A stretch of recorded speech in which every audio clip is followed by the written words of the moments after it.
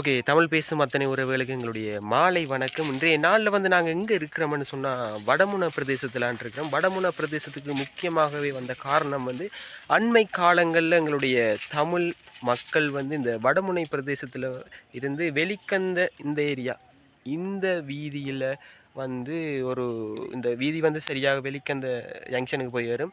இந்த வீதியை புனரமைத்து தருமாறு கோரி இருந்தார்கள். ஆனால் இதுவரை காலத்துக்கும் எந்த ஒரு பாராளுமன்ற உறுப்பினர்களோ எந்த ஒரு அமைச்சரவைகளோ இதுக்கான எந்த ஒரு ஒதுக்கீடுகளும் செய்யவில்லை. என்ன காரணம் என்று இதுவரை தெரியவில்லை. உரிய அதிகாரிகள் கவனம் செலுத்திக் கொள்ளுங்க. அது மட்டுமில்லை, இந்த வீதி போடப்படாமைக்கான காரணம் என்னென்று நாங்கள் ஆராய்ந்த போது ஒரு விடயம் எங்களுக்கு தெரிய வந்திருக்கின்றது. இந்த வீதியை போட்டால் உண்மையாகவே வெளிக்கந்தையில் இருக்கின்ற நகரங்கள் நீரினால் மூழ்கும் என்ற ஒரு நிலைப்பாட்டின்கள் தான் இந்த வீதி போடப்படவில்லை என்று இதுவரைக்கும் இப்படி ஒரு நிலைமை ஏற்பட்டிருக்கின்றது.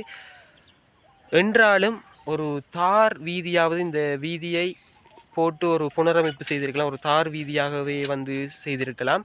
அதையும் விட முக்கியமான ஒரு விடயம் என்னவென்றால், இந்த பாலம் மிகவும் முக்கியமான ஒரு பாலம். நான் நிற்கின்ற பாலம், இந்த பாலம் மட்டக்களப்பு கிழக்கு மாகாணத்தின் மட்டக்களப்பு மாவட்டத்திற்குரிய கிரான் பிரதேச சபைக்கு உட்பட்டதாக இருக்கின்றது. அங்கால இந்த பாலத்துக்கு அங்கால அந்த மரம் இருக்கிறது கிரான் பிரதேச சபைக்கு உட்பட்டதாக இருக்கின்றது. அங்கால பார்க்க போனீங்கன்னா கிட்டத்தட்ட 3 கிலோமீட்டர் தூரங்களுக்கு கொங்கிரீட் வீதி அமைக்கப்பட்டிருக்கின்றது.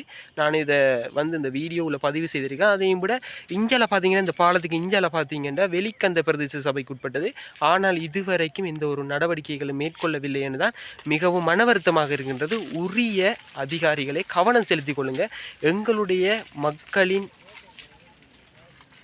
நிலைமை இதுவாகத்தான் இருக்கின்றது. தயவு செய்து கவனத்தில் கொள்ளுமாறு தாழ்மையுடன் வேண்டிக் கொள்கிறேன். இளைஞர்கள் வாயிலாக இதனை கேட்டுக்கொள்கின்றோம்.